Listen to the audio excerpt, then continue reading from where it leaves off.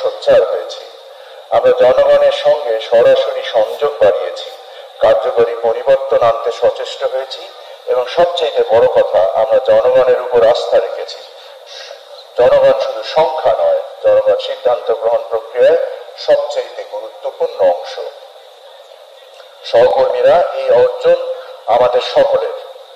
আমরা যদি সেবাকে দায়িত্ব হিসেবে প্রতিষ্ঠিত করতে পারি, তবে বুঝবো জুলাই গণ আন্দোলনের মূল শিক্ষা আমরা ধারণ করতে পেরেছি। আজকের এই দিন শুধু উদযাপনের নয়, এটি অঙ্গীকারের দিন। আমরা যেন এমন একটি রাষ্ট্র প্রশাসন গড়ে তুলি যেখানে প্রশাসন জনগণের সবচেয়ে বড় মিত্র হয়ে উঠবে। আসুন আমরা সবাই মিলে এই নতুন বাংলাদেশ গড়ার অভিযানে যুক্ত হই। বাংলাদেশ এগিয়ে যাক তার জনগণের জন্য, ন্যায় প্রতিষ্ঠার জন্য এবং দায়িত্বশীল রাষ্ট্র হিসেবে বিশ্বের কাছে অতুলনীয় উদাহরণ হিসেবে পরিগণিত হওয়ার জন্য। এই অনুষ্ঠানে আমি ধন্যবাদ জানাই আজকে যারা উপস্থিত হয়ে আমাদের সঙ্গী হয়েছেন এবং যারা এই অনুষ্ঠানকে সফল করেছেন। সরি, আমার একটা লিখিত বক্তব্য ছিল, বাট বিয়ন্ড দিস আমি কিছু কথা বলার চেষ্টা করব।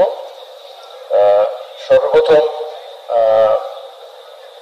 মন্ত্রণালয়ের সচিব মহোদয়কে ধন্যবাদ, এরকম একটা অনুষ্ঠান আমরা জুলাইকে কমেমোরেট করার জন্য যে হাজির হয়েছি। আমাদের জুলাইয়ের প্রেক্ষাপটটা কি ছিল?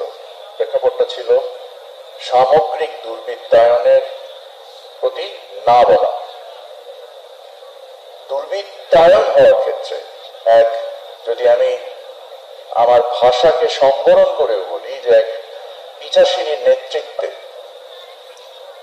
এমন কোনো জায়গা ছিল না, সেটা প্রশাসন হোক, সেটা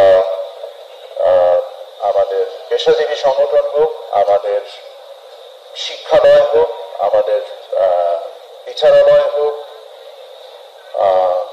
আমাদের ইন্টেলেকচুয়াল কমিউনিটি হোক, এমন কোনো জায়গা ছিল না, এমন অর্থনীতির সকল শ্রেণী হোক,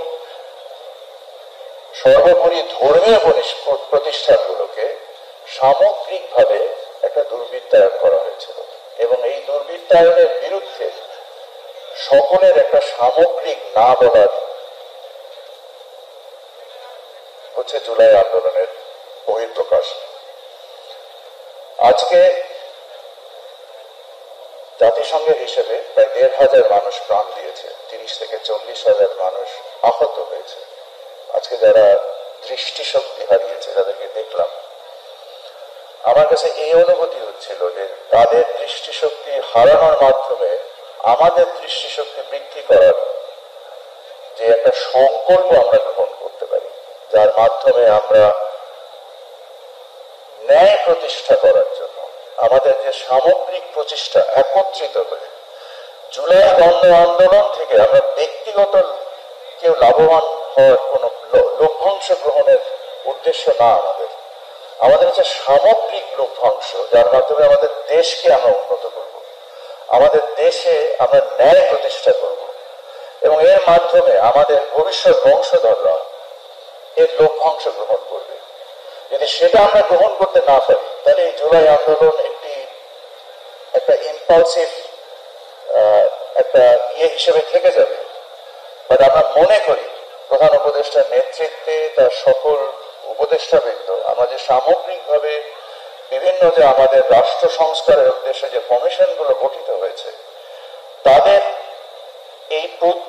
এই সংস্কার কার্যক্রমগুলো বাস্তবায়নের মাধ্যম দিয়ে আমাদের ভবিষ্যৎ বংশধরদের জন্য যদি আমরা এমন একটা সম্মানজনক রাষ্ট্র তৈরি করতে না পারি, তাহলে আমরা ব্যর্থ।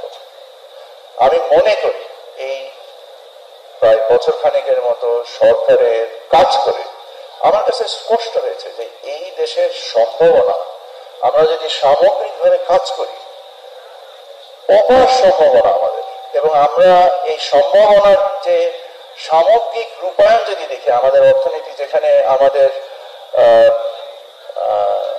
ফ্যাসিস্ট খুব স্পষ্ট উচ্চারণে করেছিল যে মার্চ এপ্রিলে দুর্ভিক্ষ হবে, সেখানে এখন আমাদের যে ফাইন্যান্সিয়াল অ্যাকাউন্ট বা আমাদের যে চলতি হিসাব দেশের দুই জায়গায় আমাদের এখন উদ্বৃত্ত তৈরি হয়েছে, যেখানে চরম ঘাটতি ছিল। এই যে উদ্বৃত্তটা তৈরি হয়েছে, এটা সামগ্রিক সকলের যে একটা সামগ্রিক প্রচেষ্টা এবং ন্যায় প্রতিষ্ঠা করার ক্ষেত্রে আমরা আমাদের মন্ত্রণালয়গুলোতে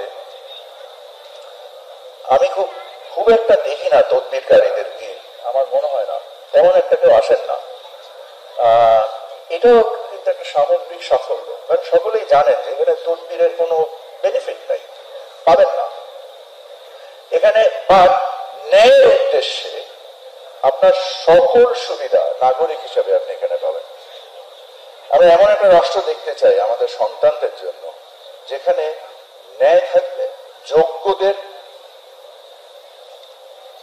মানে যোগ্যতম স্থানে যাবে, অযোগ্যরা পদায়িত হবেন না, অযোগ্যরা আমাদেরকে নেতৃত্ব দেবেন না, যোগ্যদের নেতৃত্বে আমরা বাস করব এবং আমরা ইনসাফের মধ্যে বাস করব। আমি আমার মন্ত্রণালয়ের সকলকে আজকে যে বৈচিত্র্যময় এই অনুষ্ঠানের আয়োজন করেছেন নাসিম ম্যাডাম এবং আমার সকল সহকর্মীরা, আমি জেনে খুবই আনন্দিত হয়েছি যে একেবারেই নিজস্ব সক্ষমতায় আজকে আমরা হাজির হয়েছি, মানে কোনো ধরনের কোনো বাইরের কোনো এজেন্সি নাই, এবং সকলকে আমি আমাদের পর্যটন কর্পোরেশন থেকে শুরু করে আমাদের বেসামরিক মানে সিভিল এভিয়েশনের কর্তৃপক্ষে যারা আছেন সকলকেই ধন্যবাদ। যারা আজকে জুলাই যোদ্ধাদেরকে স্বীকৃতি স্বরূপ বিভিন্ন কর্মসংস্থান এবং বিভিন্ন ধরনের প্রণোদনা এবং ওমরার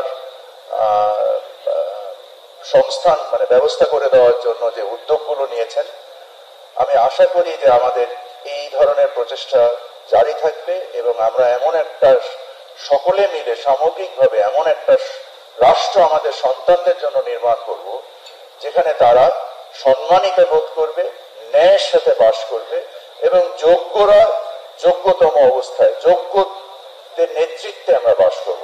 সকলকে অসংখ্য